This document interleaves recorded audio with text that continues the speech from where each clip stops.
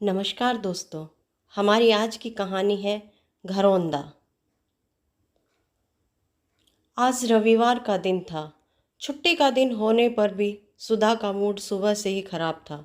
सुधा एक स्कूल में पढ़ाती है, अतः रविवार के दिन ही वह अपने ज़्यादातर काम निपटाती है, जैसे शॉपिंग, दोस्तों और रिश्तेदारों से मिलना या फिर घर की अच्छी तरह सफाई करना आदि। आज सुबह जब वह जाले छुड़ा रही थी तो बरामदे की छत में बना एक चिड़िया का घोंसला गिरकर तिनकों में बिखर गया। हालांकि ये कोई खास बड़ी बात नहीं थी, लेकिन फिर भी इस बात ने सुधा को अंदर तक हिला दिया।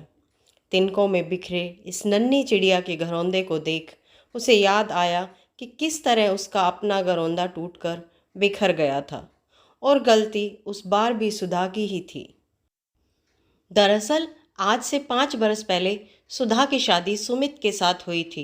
सुधा के परिवार में उसके मम्मी पापा और एक छोटा भाई ही था, लेकिन सुमित के परिवार में उसकी मम्मी पापा के अलावा बड़े भैया, भाभी, एक छोटा भाई और बहन भी थे। परिवार भले ही बड़ा था, लेकिन फिर भी इसके सदस्यों के बीच काफ़ी प्यार और अपनापन था।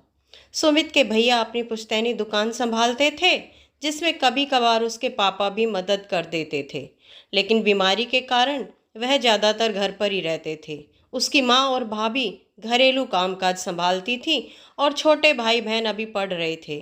सुमित एक बड़ी कंपनी में मैनेजर था और इस तरह उसका पूरा परिवार एक खुशहाल परिवार था, जिसका हर सदस्य अपनी जिम्मेदारी बखूबी निभाता था। शादी के बाद सुधा जब इस घर में आई तो उस परिवार के प्रत्येक सदस्य ने उसका स्वागत किया। उसकी ननद तो पूरा दिन छोटी भाभी कहते नहीं थकती थी, तो देवर उसे कॉलेज से आते ही अपनी पूरी दिनचर्या सुना देता। उसकी सास ध्यान रखती कि सुधा अपने माँ बाप की लाडली बेटी थी, तो उसे कहीं कुछ बुरा ना लगे या कोई कमी ना हो। तो उसकी जेठानी उसे छोटी बहन समझ प्यार से घर गृहस्थी के काम सिखाती, क्योंकि सुधा को तो कुछ भी नहीं आता था। ससुर और जेठ तो उसे अपने बच्चों सा समझते, और नन्ना चिंटू तो सारा दिन चाची चाची करता उसके आगे पीछे घूमता रहता था। सुमित तो उसे दुनिया भर की सारी खुशियां देना चाहता था, लेकिन फिर भी न जाने क्यों सुधा का मन उस घर में नहीं लगता था। वह किसी से भी ज़्यादा बात न करती थी और हमेशा अपने कमरे में अकेले पड़ी सोचती रहती थी। दरअसल वह एकल परिवार से आई थी।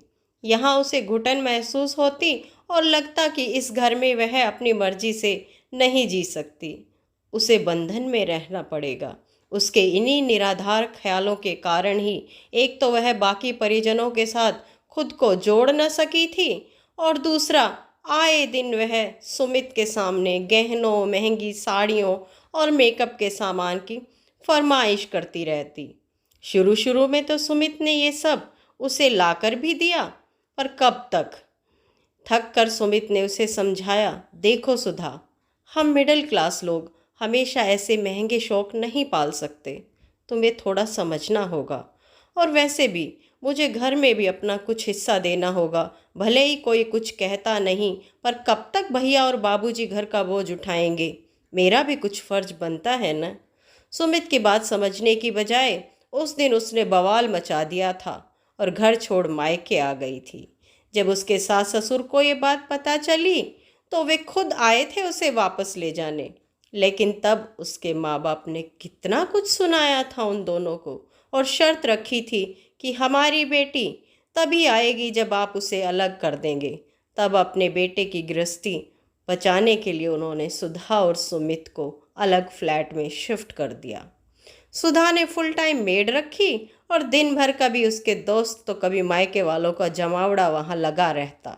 वह सुमित का जरा भी ध्यान नहीं रखती, लेकिन फिर भी उसने कभी शिकायत नहीं की। परंतु दिन भर मायके वालों का ख्याल रखने वाली सुधा अगर ससुराल से कोई आ जाता तो उससे बात तक नहीं करती थी। उसके इसी बर्ताव के कारण फिर आए दिन दोनों में झगड़ा होने लगा। वह चाहती थी कि सुमित अपने घर वालों को वहां आने से मना कर दे, जबकि सुमित इसके लिए तैयार नहीं था। नतीजन एक बार फिर वह अपना घरौंदा तोड़ मायके आ गई, लेकिन इस बार उसे मनाने कोई नहीं आया। हाँ, 2 बार सुमित के खत जरूर आए थे, जिनमें वापस घर आने के लिए लिखा था, लेकिन अपने जिद और माँ बाप के फालतू प्यार के गुमान में वह नहीं गई। और अब 4 साल बीत चुके इन बातों को। कभी माँ बाप की लाडली ऐशो आराम में पली सुधा आज अकेली किराए के घर में क्यों रहती है? क्यों वह एक छोटे से स्कूल में पढ़ाती है? क्यों आज सबने उससे मुंह मोड़ लिया? जानने के लिए देखिए हमारी अगली कहानी, घरौंदा भाग 2।